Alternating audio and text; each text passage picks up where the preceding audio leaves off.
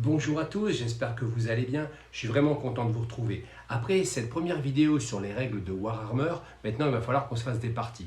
Pour cela, il nous faut une belle table de jeu. Certains utilisent des tapis de jeu, sûrement que je vous en présenterai dans de prochaines vidéos. Mais là, je vais vous montrer une table de jeu rigide, sortie il y a quelques années par Citadel. Elle s'appelle Battle of the Realm. Je vais vous montrer tout ça, on va se la monter, se la peindre, mettre de l'herbe statique, en fait elle va être jolie et je vais partager ça avec vous. Allez, c'est parti!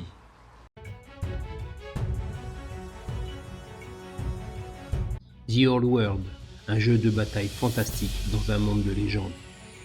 Le vieux monde est un vaste continent, où vivent entre autres des hommes, des nains et des elfes. Mais dans des contrées obscures, les forces de la destruction croissent. Des hordes d'orques, de gobelins, d'hommes-bêtes et pire, convoitent la richesse et le confort de la civilisation.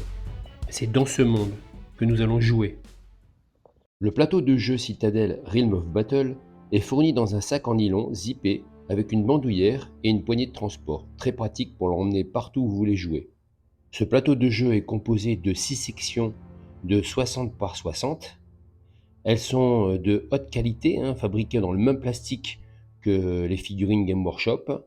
Elles sont aussi modulaires, ce qui fait qu'on a le choix de les assembler les unes par rapport aux autres et de modifier le plateau de jeu.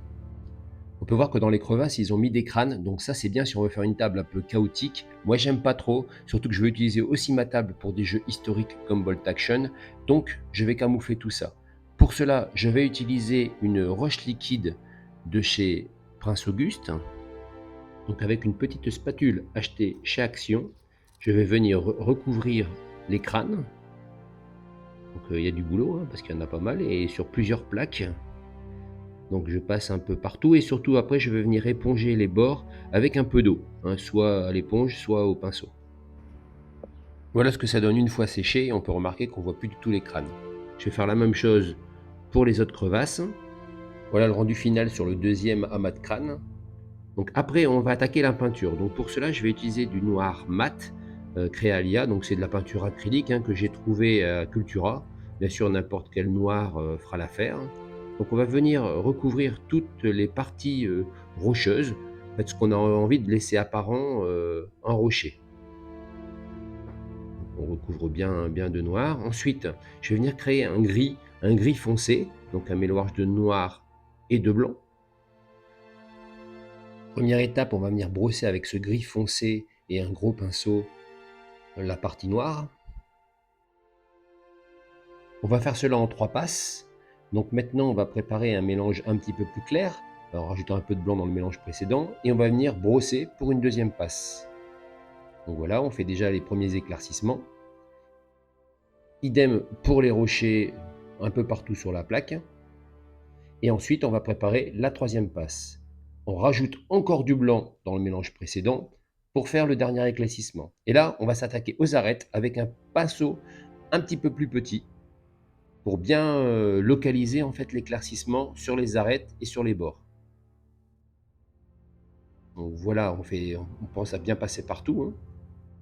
Voilà la crevasse terminée. Maintenant, je vais m'attaquer aux parties rocheuses. Donc pareil, on fait bien les arêtes. Alors ça fait un peu blanc, mais c'est juste une histoire de luminosité. C'est toujours le même gris clair que j'utilise, mais il faut quand même que ça tranche avec les couches de gris précédentes. On va faire ça sur toutes les parties rocheuses. Donc voilà ce que ça donne une fois toutes les parties rocheuses terminées, sur le premier module 60 par 60. C'est plutôt pas mal, je suis assez content du rendu, on voit plus les crânes, donc n'hésitez pas à me donner votre avis en commentaire. Mais moi j'aime bien les grands champs de bataille avec de l'herbe, donc là on va mettre une sous-couche marron. Donc c'est toujours de la peinture acrylique, là c'est du marron foncé, terre brûlée. Donc on va venir recouvrir la plus grande partie, alors on vient à ras des parties rocheuses. Voilà. Ensuite, on va faire un deuxième éclaircissement. Donc, je vais utiliser un marron un peu plus clair, là, du châtaigne mat, peinture toujours acrylique chez Cultura. Donc, on vient brosser maintenant pour faire ressortir les détails de la table. On peut voir qu'elle n'est pas du tout lisse, qu'il y a vraiment des aspérités un petit peu partout. Et ensuite, comme pour les rochers, je vais venir faire un troisième éclaircissement en rajoutant un peu de taupe clair à la teinte précédente. Donc voilà, on brosse. Voilà un peu ce que ça donne une fois terminé. Alors vous n'êtes pas obligé, hein, de passer ces 3 étapes parce qu'en fait on va recouvrir avec un maximum d'herbe. Donc c'est juste, quelques endroits où la terre va apparaître, où ça peut être intéressant d'avoir, l'éclaircissement. Nous allons ensuite passer à l'herbe. Donc pour cela, je vais utiliser de la colle blanche type PVA. C'est une colle qui va devenir transparente après séchage. Donc là, de l'herbe statique type maquette. Donc je passe un peu de colle. Ensuite, je viens saupoudrer l'herbe. J'utilise aussi un pinceau sec pour mieux la répartir. Comme la plaque est relativement grande, 60 par 60, et que la colle, ça sèche vite, on va y aller portion par portion. Donc on pose la colle, on saupoudre, et on répète cela sur toute la plaque. Ensuite, je vais utiliser un genre de set de table taille XL trouvé chez Action pour venir récupérer l'herbe statique en trop. Donc, je vais le placer sous la plaque. Je vais venir remuer énergiquement en tapotant derrière pour faire tomber l'herbe qui n'a pas adhéré à la colle. Comme le set est en plastique, par électrostatisme, ça va venir fixer l'herbe, ça va éviter que ça s'envole un peu partout. Et surtout, cela va nous permettre de récupérer l'herbe pour une prochaine plaque. Et pour terminer, je vais venir appliquer un vernis mat transparent de chez Action. Donc cela va nous permettre de protéger la peinture et de finir la fixation de l'herbe. Donc il faut être généreux, il ne faut pas hésiter à en mettre. Ça va vraiment nous protéger notre plaque et protéger le tout quand elle sera dans la housse de transport. Et voilà la plaque terminée. Par endroits, j'ai mis des touffes d'herbe un petit peu plus foncées. Moi j'aime bien le rendu, franchement, je suis assez satisfait de cette première plaque. Donc voilà les 4 premières plaques terminées, hein, c'est du travail. Bon, il m'en reste encore 2, mais je voulais vous donner une idée de la table dans son ensemble.